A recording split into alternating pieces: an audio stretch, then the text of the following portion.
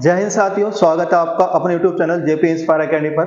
देखिए, जैसा कि आप जानते हैं कि एसएससी जीडी की भी क्या है एग्जाम चल रहे हैं और आर्मी अग्निवीर भर्ती क्या प्रोसेस जारी है, उसके फॉर्म ऑनलाइन हो चुके हैं और हो भी रहे हैं। तो क्या है कि उसमें एसएससी जीडी हो या आर्मी अग्निवीर की भर्ती हो, उसमें जीएस का बहुत बड़ा रोल है। तो इसके लिए क्या हमने मोस्ट जीएस के क्वेश्चन कवर किए हैं इस वीडियो में। तो आइए शुरू करते हैं इस वीडियो को, और वीडियो को देखने से पहले वीडियो को लाइक कर लीजिए और चैनल को सब्सक्राइब कर लीजिए। देखिए, दिया गया पहला क्वेश्चन कि अक्षरधाम मंदिर किस राज्य में स्थित है। बताना है आपको आंध्र प्रदेश में स्थित है, हरियाणा में स्थित है, तमिलनाडु में स्थित है या गुजरात में स्थित है। तो इसमें बताना है आपको कि अक्षरधाम मंदिर कहाँ स्थित है।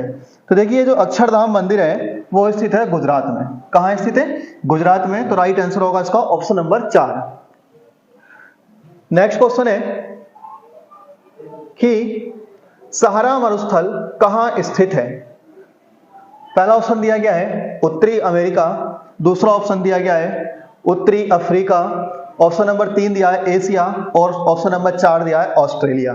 बताना है आपको कि सहारा जो मरुस्थल है वो कहां पर स्थित है। तो देखिए, मैं आपको बता दूं कि जो सहारा मरुस्थल है वो पड़ता है आपका उत्तरी अफ्रीका में। तो राइट आंसर क्या आ जाएगा इसका ऑप्शन नंबर 2।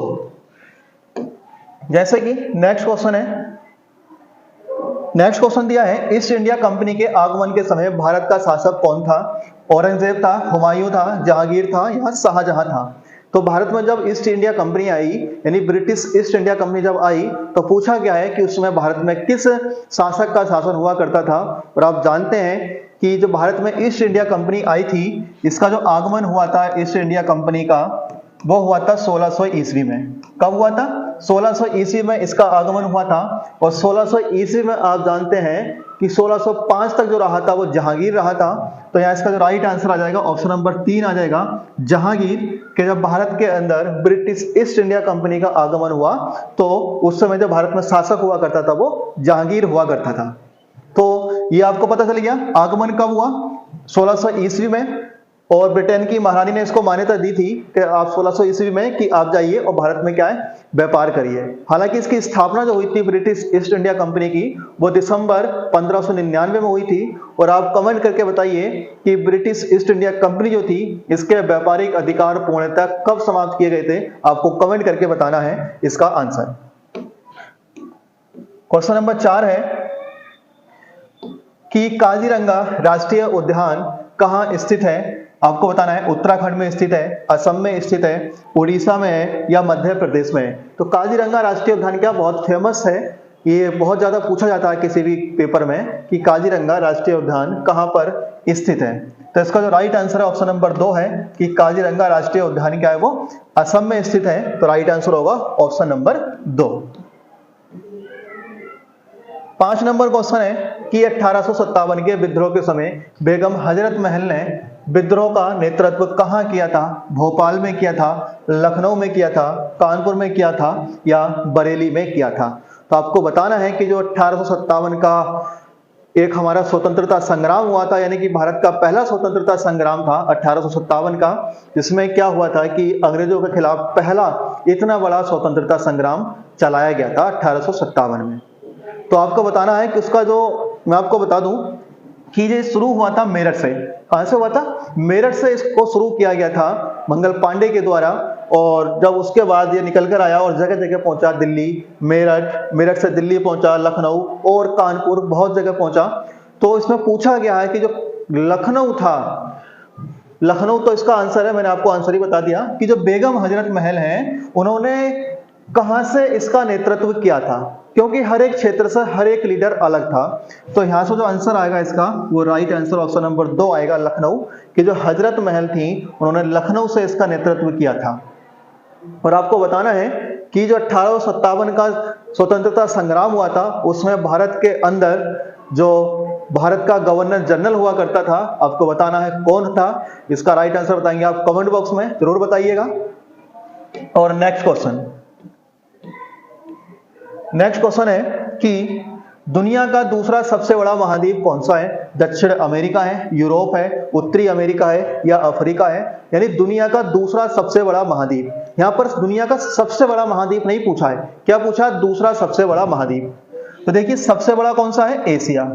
अगर दुनिया की बात करें तो सबसे बड़ा महाद्वीप कौन सा है? एशिया महाद्वीप है। उसके बाद दूसरा आता है अफ्रीका महाद्वीप और तीसरा आता है उत्तरी अमेरिका। क्या आएगा? तीसरा आएगा उत्तरी अमेरिका महाद्वीप, चौथा आएगा दक्षिणी अमेरिका। तो ये इसकी सीरीज है कि सबसे बड़ा कौन सा है, तो सबसे बड़ा है एशिया महाद्वीप, दूसरा कौन सा है, तो दूसरा अफ्रीका महाद्वीप होगा। तो राइट आंसर तो आ जाएगा इसका ऑप्शन नंबर 4 कि दुनिया का दूसरा सबसे बड़ा महाद्वीप कौन सा है, वो अफ्रीका महाद्वीप है। और पूछ ले सबसे बड़ा, क्या पूछे? सबसे बड़ा, तो आपका आंसर क्या आएगा? आपका आंसर आएगा एशिया महाद्वीप। सबसे बड़े में क्या आंसर आएगा? एशिया महाद्वीप। लेकिन पूछे सबसे छोटा, कि सबसे छोटा महाद्वीप कौन सा है, तो सबसे छोटा महाद्वीप कौन सा है? तो सबसे छोटा महाद्वीप है ऑस्ट्रेलिया। क्या आएगा? ऑस्ट्रेलिया। तो यहां पर सबसे दूसरे नंबर का सबसे बड़ा महाद्वीप कौन सा? ऑप्शन नंबर 4 आएगा अफ्रीका महाद्वीप। सबसे बड़ा पूछेगा तो एशिया महाद्वीप और सबसे छोटा पूछेगा तो ऑस्ट्रेलिया महाद्वीप आपका आंसर होगा। Next question. नेक्स्ट है कि बुद्ध के जीवन की किस घटना को शब्द पद धर्म चक्र परिवर्तन से परिभाषित किया जाता है? जन्म से, मृत्यु से, प्रथम उपदेश से, ज्ञानोपदेश से। मतलब ऐसी कौन सी घटना है जिसको क्या है कि धर्म चक्र परिवर्तन के नाम से जाना जाता है? तो धर्म चक्र परिवर्तन जो है मैं बता दूं आपको, तो जो प्रथम उपदेश दिया था गौतम बुद्ध ने, उसी को कहा गया है धर्म चक्र परिवर्तन। क्या कहा गया है? धर्म चक्र परिवर्तन, जो कि प्रथम उपदेश दिया गया था। और प्रथम उपदेश जो दिया गया था उसका जो प्रतीक पूछे तो उसका प्रतीक था पहिया। ये बहुत अच्छा क्वेश्चन है कि अगर प्रथम उपदेश का प्रतीक पूछेगा तो क्या आएगा आंसर? पहिया आएगा। और आप मुझे बताइए कि गौतम बुद्ध के जन्म का प्रतीक क्या था? बताइए कमेंट बॉक्स में कि गौतम बुद्ध के जन्म का प्रतीक क्या था। नेक्स्ट है लोसार त्योहार किस राज्य में मनाया जाता है? बिहार में मनाया जाता है, अरुणाचल प्रदेश में, असम में या गुजरात में मनाया जाता है? बताना है कि लोसार त्योहार किस राज्य में मनाया जाता है। तो देखिए लोसार त्योहार जो मनाया जाता है वो अरुणाचल प्रदेश में मनाया जाता है। तो राइट आंसर क्या हो जाएगा इसका? Option number 2। नेक्स्ट क्वेश्चन बोला क्या है? आर्य समाज की स्थापना किसके द्वारा की गई थी? स्वामी दयानंद सरस्वती, ईश्वर चंद्र विद्यासागर, स्वामी विवेकानंद या पंडित रमाबाई। तो आपको बताना है कि आर्य समाज की स्थापना किसके द्वारा की गई थी। तो आप जानते हैं बहुत ही आसान क्वेश्चन है कि जो आर्य समाज की स्थापना की गई थी वो स्वामी दयानंद सरस्वती के द्वारा की गई थी। और आप कमेंट बॉक्स में बताइए कि स्वामी दयानंद सरस्वती के द्वारा आर्य समाज की स्थापना कब की गई थी। नेक्स्ट क्वेश्चन बोला क्या है? कुडुनकुलम नाभिकीय विद्युत शक्ति संयंत्र किस राज्य में स्थित है? राजस्थान, कर्नाटक, तमिलनाडु या गुजरात। बताना है कि जो कुडुनकुलम नाभिकीय विद्युत शक्ति संयंत्र है वो किस राज्य में स्थित है। नाभिकीय का मतलब होता है परमाणु, यानी कि परमाणु से बिजली जो बनाई जाती है वो संयंत्र बनाया गया है। तो वो कहां पर स्थित है? जिसका नाम है कुडुनकुलम। तो देखिए ये जो स्थित है वो तमिलनाडु के अंदर स्थित है। तो राइट आंसर आएगा ऑप्शन नंबर 3। पूछ ले सबसे बड़ा परमाणु संयंत्र, यानी सबसे बड़ा नाभिकीय परमाणु, यह नाभिकीय विद्युत शक्ति संयंत्र, नाभिकीय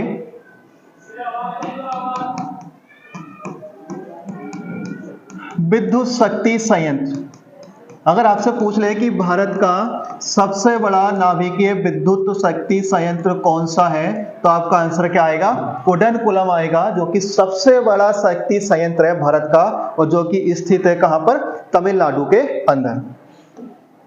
नेक्स्ट क्वेश्चन बोला गया है पाक जल संधि किन देशों के मध्य स्थित है? तो श्रीलंका और मालदीव, भारत और श्रीलंका, भारत और मालदीव, इंडोनेशिया और मालदीव। इसमें आपको 4 ऑप्शन दिए गए हैं और बताना है कि जो पाक जल संधि है वह किन 2 देशों के मध्य स्थित है? श्रीलंका और मालदीव, भारत और श्रीलंका, भारत और मालदीव और इंडोनेशिया और मालदीव।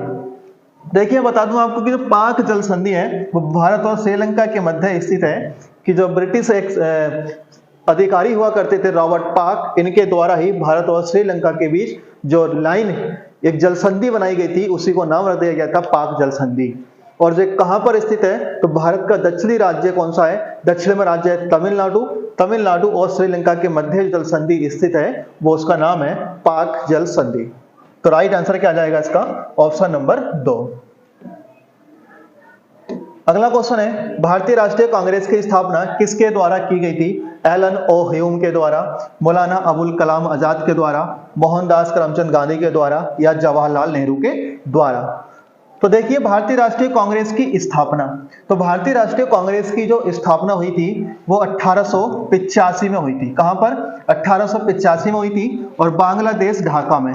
कहां पर हुई थी? ये क्वेश्चन बहुत ज्यादा पूछा जाता है कि जो भारतीय राष्ट्रीय कांग्रेस की स्थापना है वो कहां पर हुई थी? तो बांग्लादेश के ढाका में हुई थी और 1885 में हुई थी। और किसके द्वारा की गई थी? तो एलन ओ ह्यूम यानी ए ओ ह्यूम के द्वारा भारतीय राष्ट्रीय कांग्रेस की स्थापना की गई थी। नेक्स्ट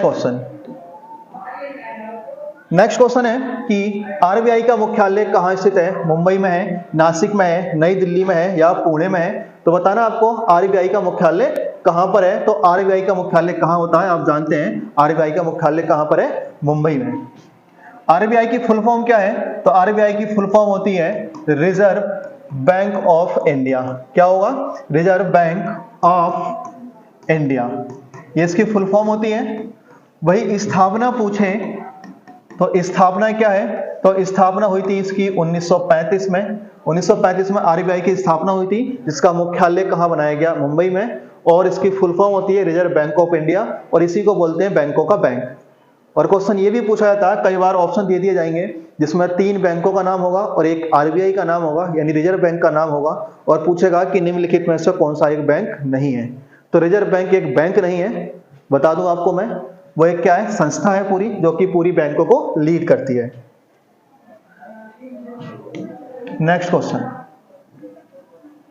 नेक्स्ट है, राष्ट्रपति द्वारा राज्यसभा में कितने सदस्य मनोनीत किए जाते हैं? 22, 16, 38 या 12? तो देखिए राज्यसभा का जो चुनाव होता है वो क्या है? उसमें 12 सदस्य क्या राष्ट्रपति के द्वारा सीधे मनोनीत किए जाते हैं। तो इसके बारे में आपको कुछ जानकारी दे दूं तो जो राज्यसभा है, अगर इसको पूछे कि संविधान में कौन सा आर्टिकल में आती है, तो ये आती है आर्टिकल 80 के अंदर। आर्टिकल 80 में जो है क्या राज्यसभा का प्रावधान दिया गया है। और इसमें जो अधिकतम सदस्य पूछे कि अधिकतम सदस्य कितने होते हैं, तो अधिकतम सदस्य होते हैं 250। कितने होते हैं? 250, जिसमें निर्वाचित होंगे 238। कितने होंगे? निर्वाचित होंगे 238। और जो मनोनीत होते हैं, मनोनीत सदस्यों का प्रावधान कितना है? 12। यानी 238 और 12 कितने हो गए? 250। यानी 238 का जो होगा वो निर्वाचन होगा और 12 सदस्य कैसे होंगे? राष्ट्रपति द्वारा सीधे अपॉइंट किए जाएंगे। और वर्तमान में पूछ लें तो वर्तमान में राज्यसभा के अंदर सदस्य हैं 245। नेक्स्ट क्वेश्चन बोला गया है, भारत में जीएसटी कब लागू की गई थी? 1 जुलाई 2016, 1 जुलाई 2017, 1 जून 2016 या 1 जून 2017? बताना है कि भारत के अंदर जो जीएसटी लागू की गई थी वो कब की गई थी। तो भारत के अंदर जीएसटी लागू की गई थी 1 जुलाई 2017 को। तो राइट आंसर आ जाएगा ऑप्शन नंबर 2। कौन से संविधान संशोधन द्वारा लागू की गई थी? तो 101वां संविधान संशोधन, 101वां संविधान संशोधन 2016 के द्वारा। 101वां संविधान संशोधन किया गया था 2016 में, जिसके द्वारा भारत में जीएसटी लागू की गई थी। और जीएसटी लागू करने वाला दुनिया का पहला देश पूछ ले तो आपका आंसर आएगा क्या? फ्रांस। यानी फ्रांस एक ऐसा देश है जिसने दुनिया में पहली बार जीएसटी लागू की थी। और आपको इसका एक मैं आपको क्वेश्चन देता हूं, आपको बताना है कि जो जीएसटी थी ये किस समिति की सिफारिश पर लागू की गई थी। इसका आंसर आपको कमेंट बॉक्स में बताना है कि जीएसटी लागू की गई थी भारत के अंदर, वो किस समिति की सिफारिश पर लागू की गई थी। तो आज की वीडियो बस इतने ही क्वेश्चन। उम्मीद करते हैं क्वेश्चन अच्छे लगे होंगे जीके के, और आप चाहते हैं कि आपके पास तक ऐसी जीके की वीडियो पहुंचते रहे, आप चाहते हैं कि आप हमसे जुड़े रहें, तो वीडियो को लाइक करिए और चैनल को सब्सक्राइब करिए। जल्द मिलेंगे अगली वीडियो में। धन्यवाद।